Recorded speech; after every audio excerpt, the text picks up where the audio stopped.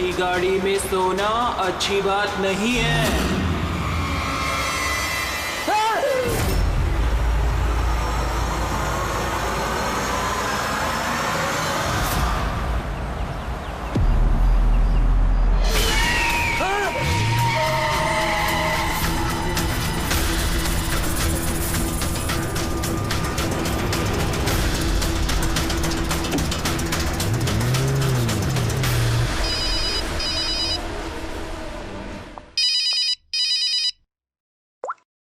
हाँ Vineet. Leela help me, Leela please help me Leela. क्या हो गया विनीत, तुम इतनी टेंशन में क्यों लग रहे हो? लीला ये लोग मुझे मार डालेंगे लीला। कौन मार डालेगा विनीत, तुम किसकी बातें कर रहे हो? लीला आई थिंक मैं लाइफ में कभी तुमसे नहीं मिल पाऊंगा लीला। विनीत बकवास बंद करो। कहाँ पे हो तुम, मुझे अपनी एग्जैक्ट लोकेशन बताओ। मैं सेबस्टन रोड पे हूँ, पुराने पोस्ट ऑफिस के पास। विनीत एक काम करो, तुम वहीं पे रुको, मैं टैक्सी लेके अभी वहीं पे तुम्हें लेने आती हूँ। हेलो लीला। हेलो विनीत, तुम ठीक हो? फोन को भी हेलो लीला। कि फोन को भी अभी कटना था।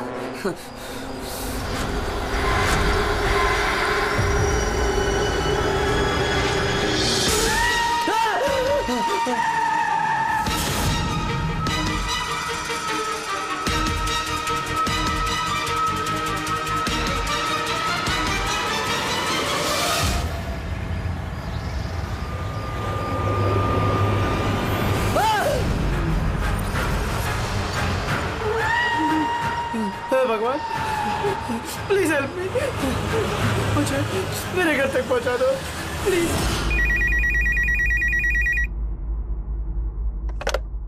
Hello CID bureau. Hello ma'am, ma'am please मेरी मदद कीजिए। मैम मेरे पति इस वक्त बहुत बड़ी मुसीबत में है। क्या सब क्या हुआ आपके पति को? मैम उनकी जान खतरे में है, कोई उन्हें मारना चाहता है। मैम प्लीज उन्हें बचा लीजिए प्लीज। क्या वो इस वक्त आपके साथ है? नहीं मैम, मैम वो इस वक्त अपनी गाड़ी में है। वो सेबेस्टियन रोड के पास जो पुराने वाला पोस्ट ऑफिस है वहाँ पे है। अच्छा सुनिए मैम, देखिए हमारे 2 ऑफिसर्स उसी एरिया में हैं। आप हमें आपकी गाड़ी का डिटेल दीजिए। वाइट बैक्स्टर है और गाड़ी का नंबर है 2536। मैम आप उन्हें बचा तो लेंगे ना? आप फिक्र मत कीजिए, आपके पति को कुछ नहीं होगा। ओके पूर्वी, अभिजीत को फोन करो, उसे गाड़ी की डिटेल्स दे दो और उससे बोलो कि अर्जेंट है।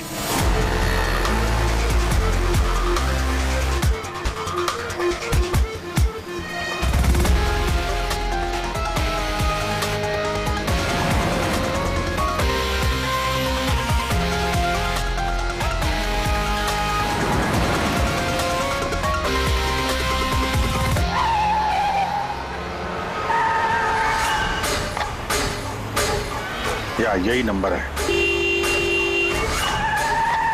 ये गाड़ी ऐसे क्यों चला रहा है? ये तो एक्सीडेंट कर देगा।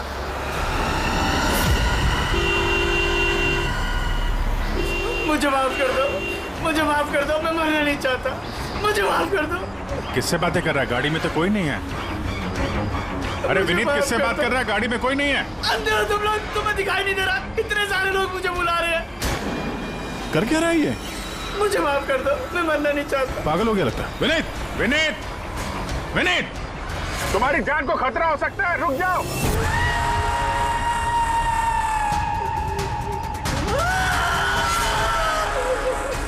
अंकल मेरे साथ खेलो ना, बहुत मजा आएगा। विनीत गाड़ी रोको, साइड में लगाओ।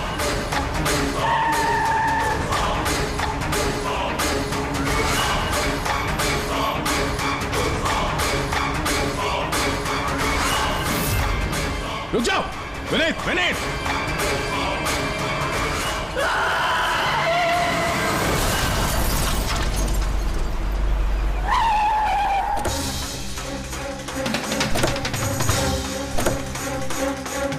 विनीत? ओह नो, ये तो मर चुका है। स्मेल है।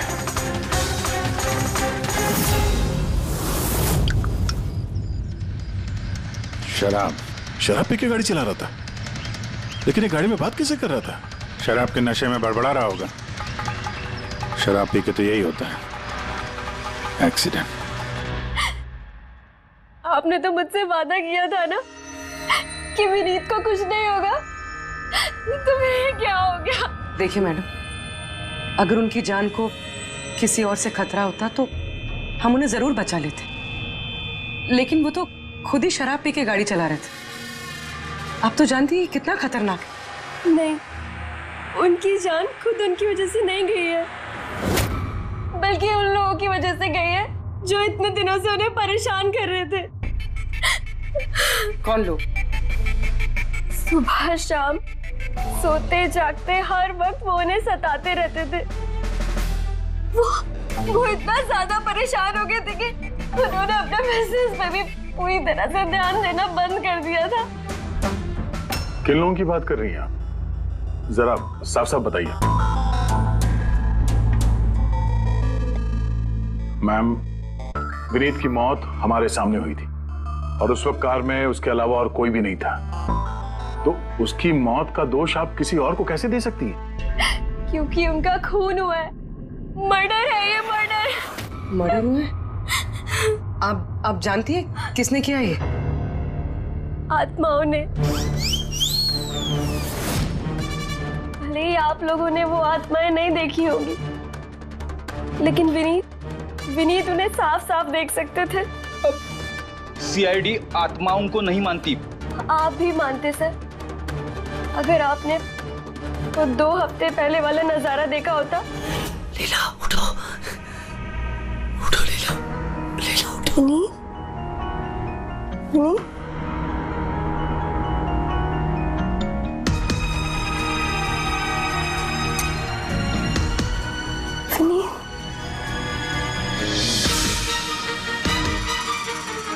विनीत, लीला, क्या हुआ विनीत? वहाँ देखो, कबर्ड के ऊपर। क्या है वहाँ विनीत? लीला, कबर्ड के ऊपर मुझे घूर रहा है। लीला, मुझे सोने नहीं दे रहा वो। विनीत, वहाँ पे कुछ नहीं है, कुछ नहीं है वहाँ पे। तुमने ना जरूर कोई बुरा सपना देखा है। चलो आगे सो जाओ। मैंने कोई सपना नहीं देखा और वो देखो अभी भी घूर रहा है और तुमको दिख क्यों नहीं रहा यार? विनीत, वहाँ पे कुछ नहीं है। तुम्हारी तबीयत ठीक नहीं है विनीत, तुम आगे सो जाओ। चलो, कुछ नहीं है विनीत। मैंने ना बुरा सपना देखा, इसलिए ये सब हो रहा है। सॉरी सॉरी, मुझे माफ कर दो प्लीज। एक मिनट, ये विनीत किस चीज के लिए माफी मांग रहा था? ये तो मुझे भी नहीं पता सर। विनीत काम क्या करता था? सर, उनकी कंपनी हॉस्पिटल्स में मेडिकल इक्विपमेंट सप्लाई करती थी। आप श्योर है कि वो विनीत का खून आत्मा नहीं किया? सर, मुझे पहले तो नहीं लगता था, क्योंकि ना तो मैंने कभी कोई आत्मा देखी थी और न ही कभी मैंने उनकी आवाज सुनी थी। लेकिन बाद में मुझे विनीत की बातों पे यकीन होने लगा कि वो सच कहता था।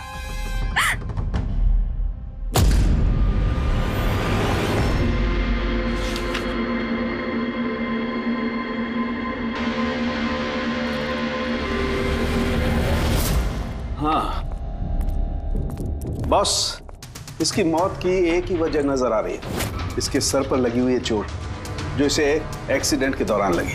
पक्का डॉक्टर साहब, कोई और वजह नहीं?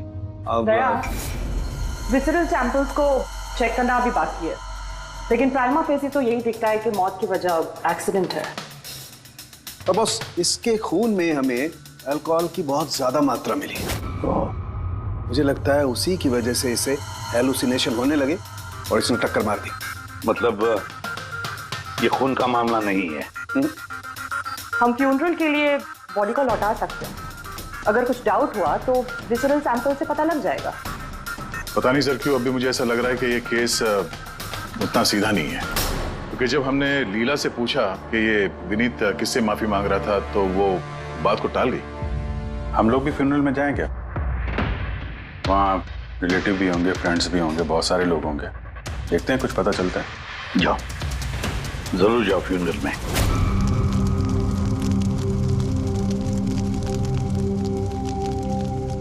अच्छा हुआ मर गया, ऐसे गलत लोगों के साथ ऐसा ही होना चाहिए।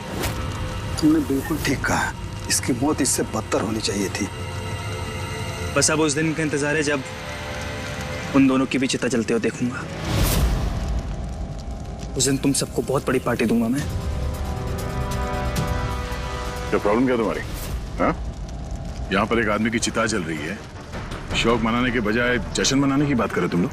क्यों ना मनाओ जश्न? अरे असली जश्न तो उस दिन मनेगा जिस दिन ये दोनों भी अग्नि की भेंट चढ़ेंगे। वो दोनों अग्नि की भेंट चढ़े या ना चढ़े, तुम सीआईडी के हत्थे जरूर चढ़ोगे। सर अगर आप लोग सीआईडी से हैं तो आपको मुजरिमों का साथ देने के बजाय हम लोगों को इंसाफ दिलाना चाहिए सर। एक मिनट कहना क्या चाहते हो, पूरी बात बताओ। सर मेरा नाम रोहित है और मेरे पिताजी पर्पल हॉस्पिटल में एडमिट थे। डॉक्टर सर वो वेंटिलेटर पे। डॉक्टर नर्स डॉक्टर का रिलैक्स। मेरे पिताजी मर रहे हैं वहाँ पे, प्लीज डॉक्टर को बुलाइए प्लीज। क्या हुआ? क्यों शोर मचा रहे हो? शोर ना मचाऊं तो क्या करूं? मेरे पिताजी मर रहे हैं वहाँ पर और आपका स्टाफ यहाँ बैठकर मक्खियाँ मार रहा है। आप शांत हो जाइए प्लीज, आप जाइए पेशेंट के पास, हम आते हैं। मैम प्लीज जल्दी कीजिए प्लीज। हाँ गजब हो गया, सारे के सारे वेंटिलेटर्स एक एक करके बंद हो रहे हैं।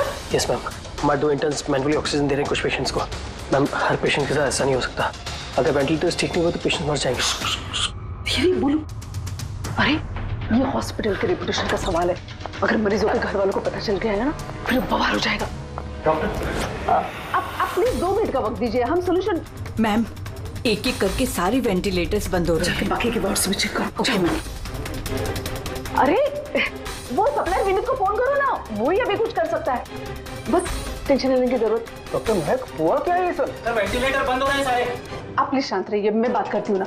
सर एक एक करके सारे वेंटिलेटर्स बंद हो गए। क्या ऐसे कैसे हो सकता है? तो किसी हॉस्पिटल में फोन करो ना, वहां से मंगवाओ। अरे राजा फोन लगाओ और मैं एक काम करूँ, टेक्नीशियन जो यहाँ पर है उसको बुलाओ। राजा क्या हो गया तुम्हें सुनाई नहीं देता सर क्या आप कह रहे हैं? आप लोग क्या डिस्कशन में टाइम वेस्ट कर रहे हैं? मेरे पिताजी मर जाएंगे वहाँ पर। प्लीज जल्दी आइए प्लीज। बस आते ही है प्लीज।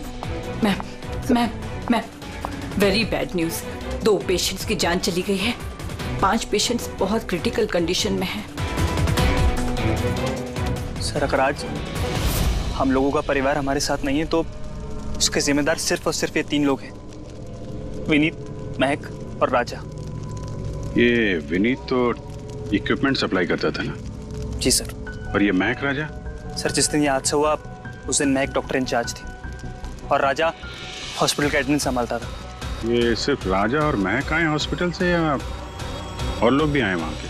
आए ना सर, वो हेड नर्स परिणीता, वो शेखर जो कि मेंटेनेंस में है, और वो डॉक्टर केदार इस हॉस्पिटल के मालिक।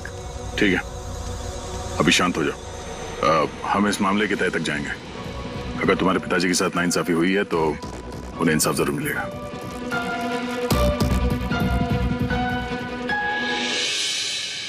समझ में आया कि ये विनीत माफी क्यों मांग रहा था। मुझे माफ कर दो, मैं मरना नहीं चाहता, मुझे माफ कर दो। और ये भी समझ में आ रहा है कि विनीत की मौत से इतने लोग खुश क्यों हैं।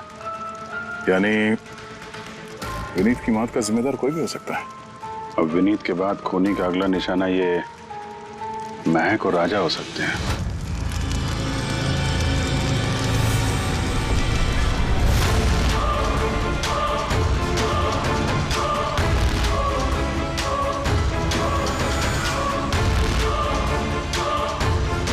मुझे माफ कर दो।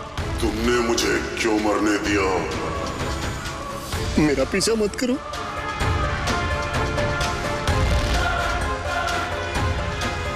ये बात किससे कर रहा है? मेरा पीछा मत करो। उन्हीं काल्पनिक लोगों से जिससे विनीत बात कर रहा था। शायद ही तुम मुझे बचा सकती थी। क्यों मरने दिया मुझे? तुम भी मरने के लिए तैयार हो जाओ। और ये महक भी सहमी से लग रही है।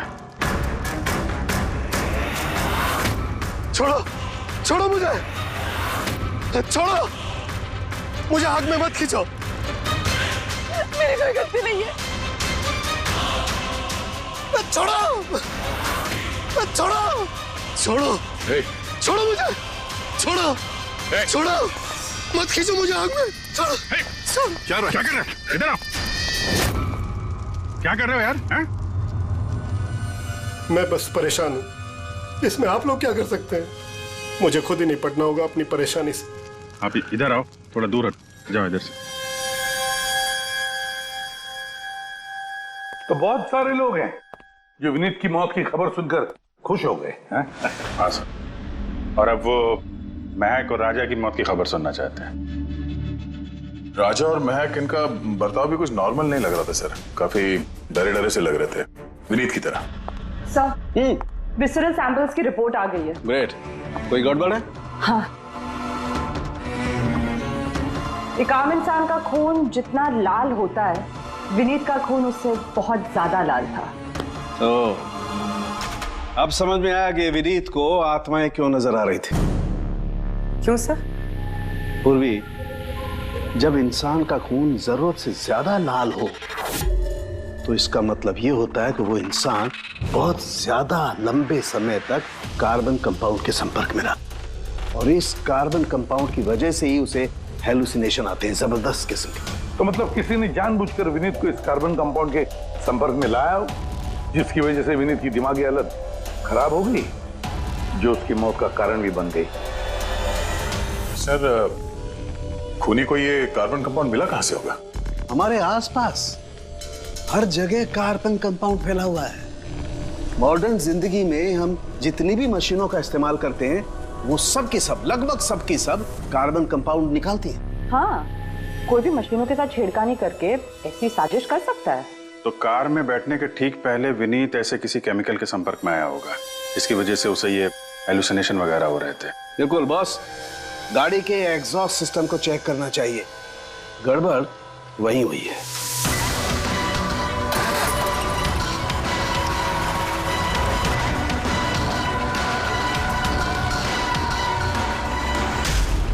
सालों के सर तो सही बोले थे सर। इसमें से तो केमिकल भर भर के आ रहा है। एक बात तो पक्की है पंकज, आत्मा कोई नहीं थी। हाँ सर, इसका मतलब अब खूनी के निशाने पे दो लोग हैं, राजा और महक।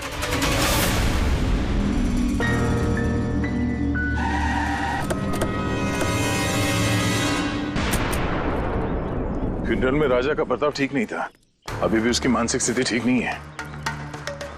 अरे सर, दरवाजा तो खुला है।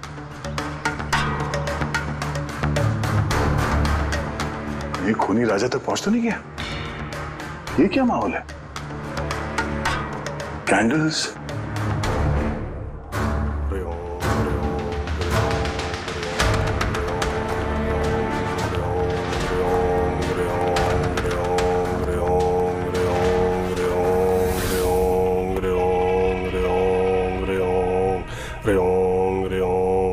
राजा,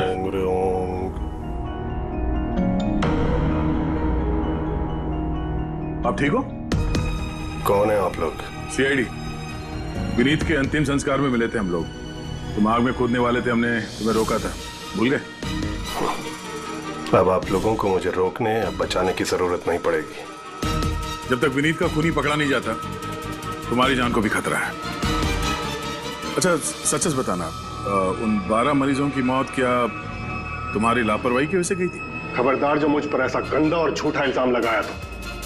मैं निर्दोष हूं और कोई नहीं मरा मेरी वजह से।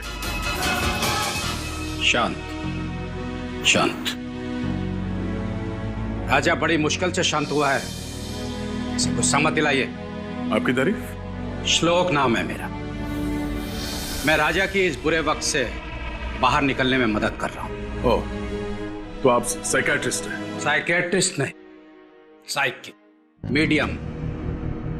इस दुनिया और दूसरी दुनिया के बीच एक पुल समझ लो। दूसरी दुनिया?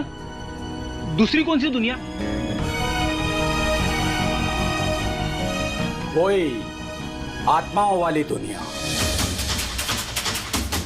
वैसे हम भी एक पुल है, मुजरिमों की दुनिया से लेके जेल के अंदर सलाखों के पीछे तक पहुंचाने का पुल। पर सर, आप मुझे सलाखों के पीछे क्यों डालना चाह रहे हैं? मैं तो राजा की आत्माओं से बचाने में मदद कर रहा हूं। राजा को आत्माओं से नहीं, केमिकल पॉइजनिंग से बचाने की जरूरत है। और बंद करो अपना ये ढोंग, समझे? सर, वो कहां इशारा करे? उस बूढ़े आदमी की तरफ जो एसी के पास खड़ा हुआ है। किसकी बात कर रहे हैं? मुझे तो कोई भी नहीं दिख रहा। मुझे भी नहीं दिख रहा है। मानो या ना मानो, इस कमरे के अंदर कोई शक्तिशाली आत्मा है जो राजा को नुकसान पहुंचाना चाहती है। अभी पता चल जाएगा।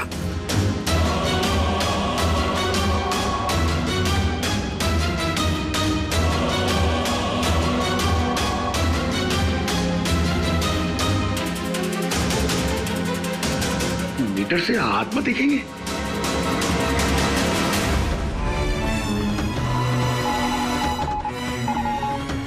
देखा, वो आत्मा एसी के पास ही है। मेरी ईएमएफ मशीन झूठ नहीं बोल सकती।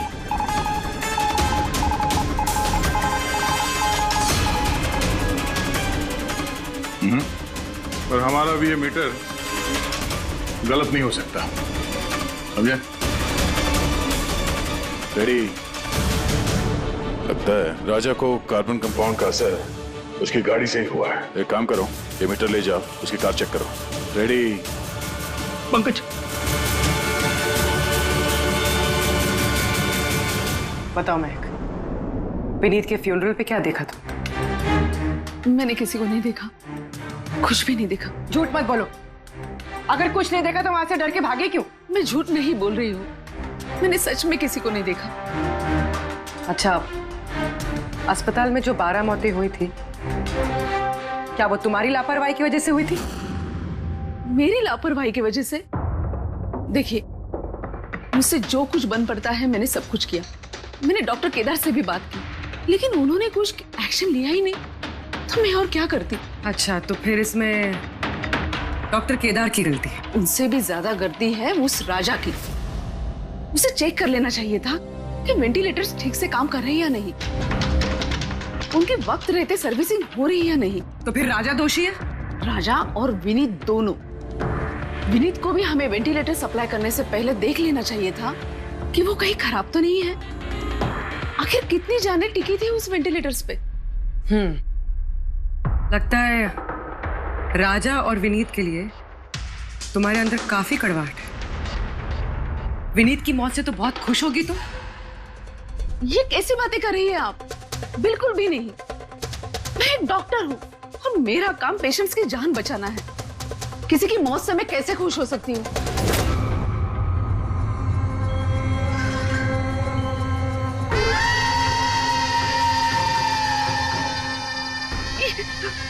वो आ गया, वो आ गया,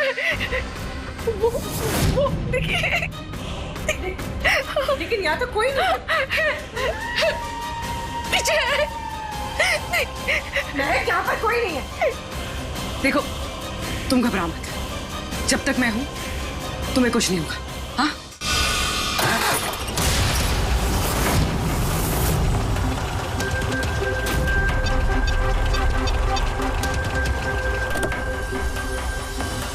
कार के एसी में तो कार्बन कंपाउंड नहीं है। घर के अंदर देखते, चलो।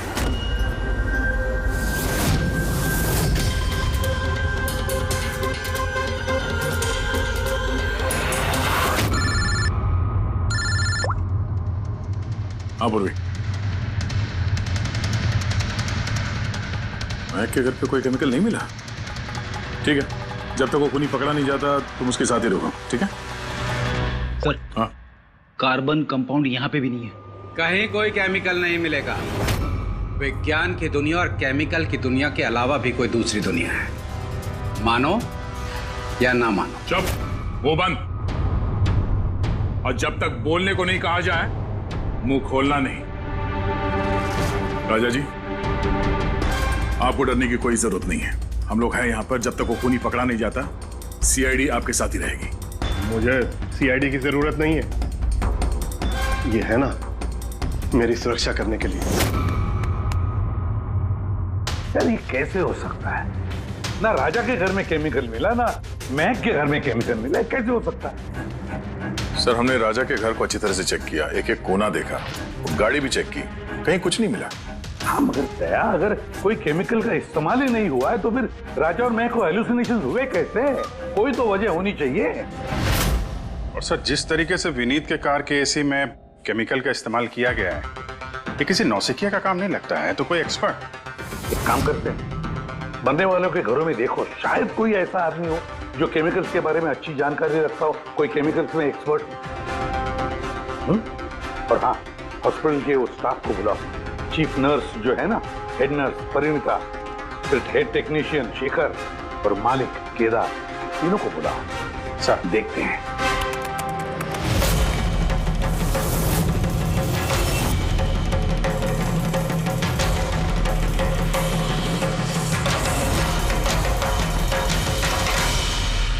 तुम्हारा नाम शेखर है?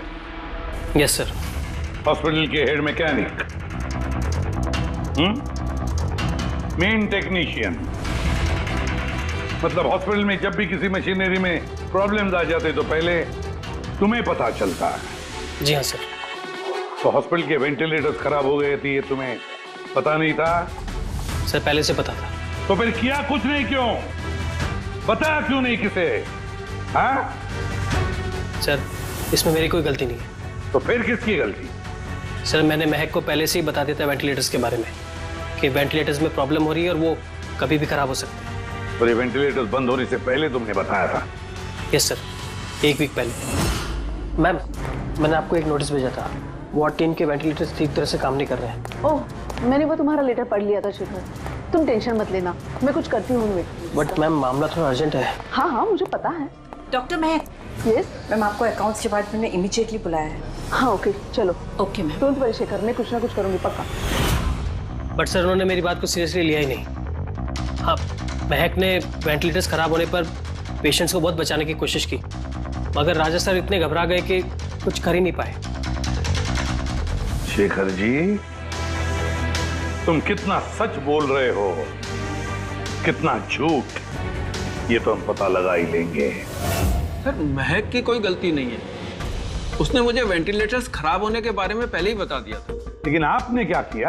सर मैंने हॉस्पिटल के एडमिन हेड को बता दिया था, राजा को, क्योंकि हॉस्पिटल के जितने भी ये मशीनरी है उनकी देखरेख की जिम्मेदारी एडमिन हेड की होती है सर। तो आपने एडमिनिस्ट्रेटिव हेड राजा को बता दिया और आपकी जिम्मेदारी खत्म हो गई।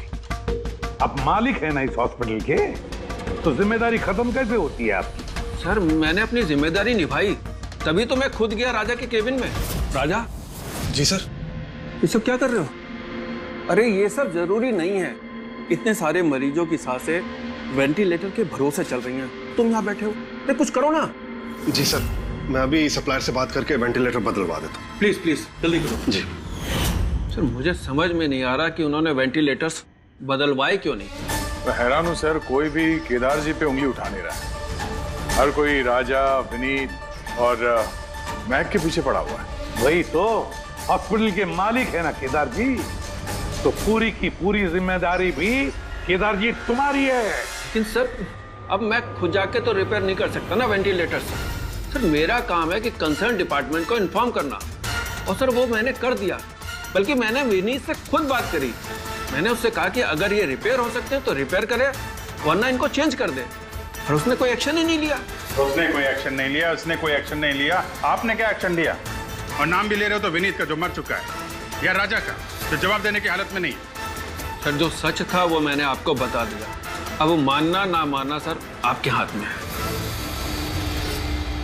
परिणीता। जी सर। हॉस्पिटल की हेड नर्स, तो तुम हॉस्पिटल के बारे में सब कुछ जानती होंगी। जी सर। तो फिर अब सच सच बताओ, ये जो कुछ भी हुआ है किसकी लापरवाही से हुआ है? बताओ जल्दी। हाँ सर, बताती हूँ। मेरे साथ धोखाधड़ी करने की कोशिश मत करना राजा। और हाँ, अगर मशीनों में कोई फिजिकल डैमेज है वो वारंटी में नहीं आता। अगर तुमको नए वेंटिलेटर चाहिए तो पूरी कॉस्ट पे करनी होगी, समझा? मैंने तुमसे घटिया इंसान आज तक अपनी जिंदगी में नहीं देखा। अब ना तो हमारा हॉस्पिटल तुमसे कोई सामान लेगा और ना ही शहर का कोई दूसरा हॉस्पिटल। सुनो, ये धमकी किसी और को देना, जानता नहीं तुझे मैं कौन हूँ, जो करना है कर ले।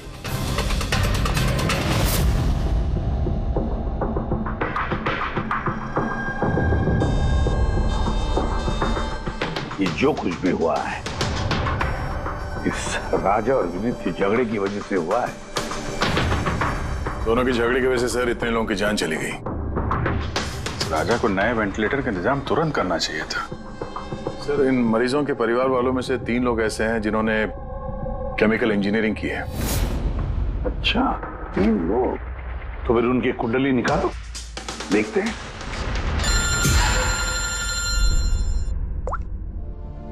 Hello ACP Pradyuman.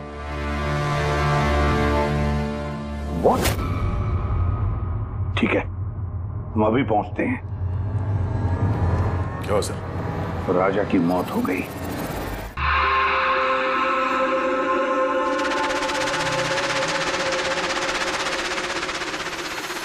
दया, मौत तो उसकी सर पे चोट लगने की वजह से हुई। लगता है छत से कूद गया ये। जरूर हेलुसिनेशंस इतने भारी पड़ गए होंगे कि दिल मिलाकर राजा ने ऊपर से छलांग लगा दी। और तुम ख्याल रखने वाले थे ना इसका? ये ख्याल रखा तुमने? हाँ? सर राजा तो एकदम शांत तरीके से सो गया था। मुझे क्या पता था कि अचानक उठ जाएगा और खुदकुशी कर लेगा। जिस वक्त ये सब हुआ तुम कहाँ थे? हाँ? सर मैं दूसरे कमरे में सो रहा था, तभी मुझे राजा के जोर जोर से चीखने की आवाज सुनाई दी। मुझे इन आत्माओं को नहीं झेलना, मुझे इसे निजात चाहिए, आजादी चाहिए। और जब तक मैं इसके पास पहुंचता, ये छत से कूद गया साहब। वाह, क्या बात है। राजा को अकेले छोड़कर तुम घोड़े बेच के सो रहे थे? हाँ? मैंने तो कमर कस ली थी कि नहीं सोऊंगा, पर न जाने कैसे नींद आ गई। जरूर मुझे उन आत्माओं ने सुला दिया होगा। आप ये देखिए सर, मीटर की रीडिंग भी कितनी बढ़ गई है। मुझे मेरी तबीयत भी कुछ कमजोर लग रही है सर। अगर दोबारा ये मीटर दिखा दिया ना मुझे तो याद रख। एक मिनट दया, 1 मिनट भाई, जरा मीटर देना मुझे। ये लीजिए। ये मीटर मैं रख लेता हूँ। हाँ, तुम्हें लौटा दूंगा बाद में। जी सर, पर दे दीजिएगा। हाँ जरूर दे दूंगा। अभी एक काम करो, अभी तुम घर जाके थोड़ा आराम करो। थक गए हो ना, बहुत कमजोरी होगी तुम्हें। हाँ जी सर। बराबर सोए नहीं, जाओ आराम करो। ये क्या डॉक्टर साहब, उसे जाने दिया और ये मीटर रख लिया? दया, ये मीटर जो है ना, ये बड़े काम की चीज है।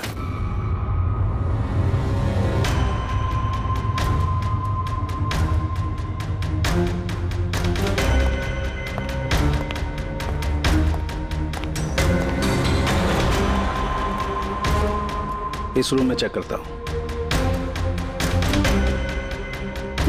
हाँ सर। नहीं, ऊपर चलते हैं।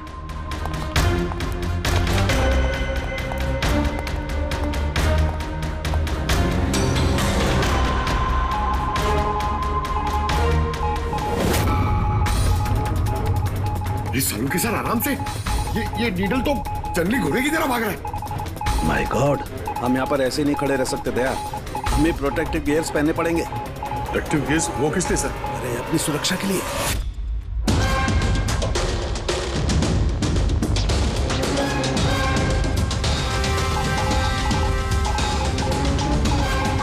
ये देखो, सबसे ज्यादा मीटर रीडिंग यहीं पर है, इस एसी के नीचे। मतलब सर वो पंकज, खबरदार जो आत्मा का नाम भी लिया तो। सर ये मीटर किस तरह इशारा कर रहा है? बताता हूँ। बाहर चलो।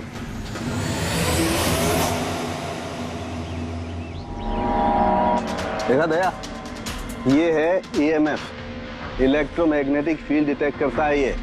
इलेक्ट्रोमैग्नेटिक फील्ड्स, ये तो आजकल सभी इलेक्ट्रॉनिक अप्लायंसेस में होता है सर, टीवी, फ्रिज, एसी में। बिल्कुल दया, लेकिन उन अप्लायंसेस का EMF हिडन होता है, छिपा हुआ होता है, ताकि लोगों पर बुरा असर ना हो।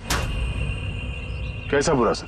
इसकी वजह से लोगों को नौशिया हो सकता है, जी घबरा सकता है, बेचैनी हो सकती है, और अगर ज्यादा देर तक संपर्क में रहे तो हेलुसिनेशन होना भी कोई बड़ी बात नहीं है। ओह, मतलब राजा को ये हेलुसिनेशन किसी केमिकल की वजह से नहीं हुआ है, अपने घर के इलेक्ट्रॉनिक अप्लायंसेस की वजह से हुआ है, क्योंकि उसका वो EMF ढका हुआ नहीं था। बिल्कुल। इसका मतलब है सर, किसी ने ये जानबूझ के छेड़छाड़ की है इसमें। हो सकता है दया, वैसे ही राजा को अंदर से पछतावा महसूस हो रहा था, दुखी था बेचारा कि वो मरीजों को बचा नहीं पाया, इसीलिए हेलुसिनेशन उसे पछतावे के रूप में दिखाई देने लगे।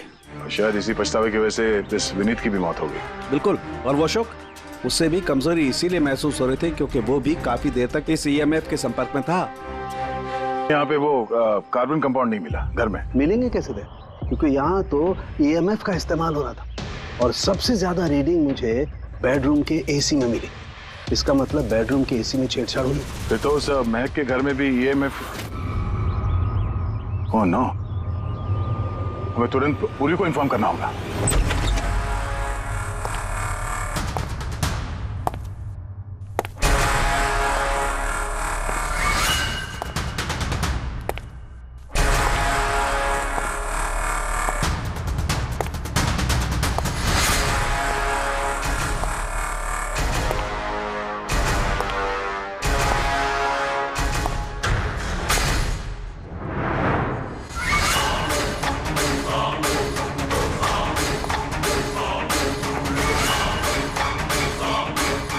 जान लेकर चैन नहीं पड़ा तुम्हें, जो फिर से मुझे मारने आई हो।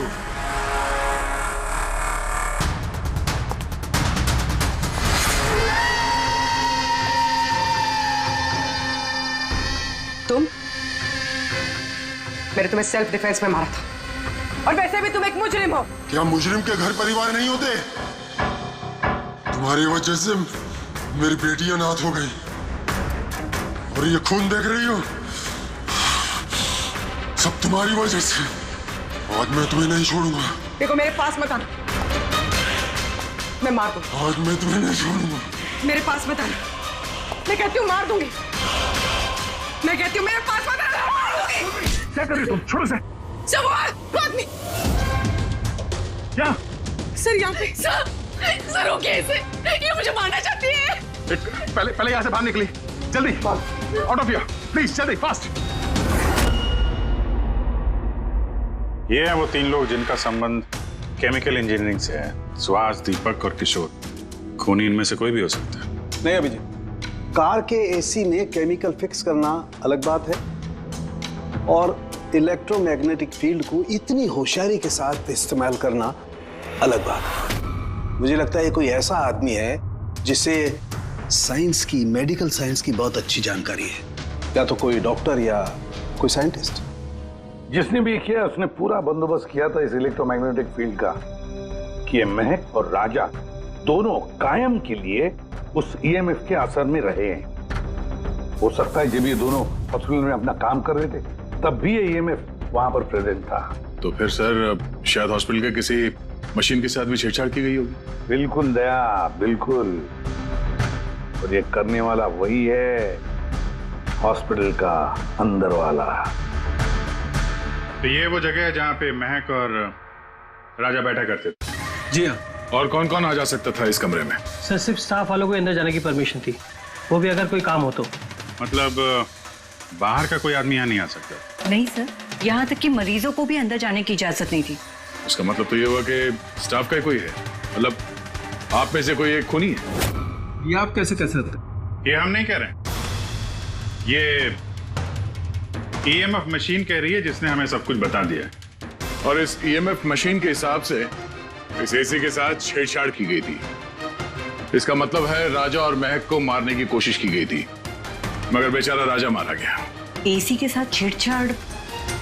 क्या कह रहे हैं आप लोग? हमें तो कुछ समझ में नहीं आ रहा। ये बात इस कमरे में मौजूद वही इंसान समझ सकता है जो खुद खूनी है। और वो आज यहाँ एक प्रोटेक्टिव गियर पहन के आया है ताकि इलेक्ट्रोमैग्नेटिक फ्रीक्वेंसी से उसे कोई नुकसान ना हो। क्यों? कौन है वो?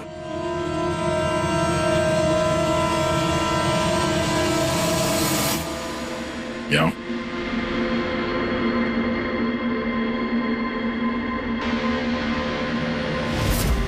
फैशन सेंस तो बहुत अच्छा है तुम्हारा शेखर। कपड़े के अंदर ये सुरक्षा कवच। तुम्हारे सारे पत्ते खुल चुके हैं शेखर।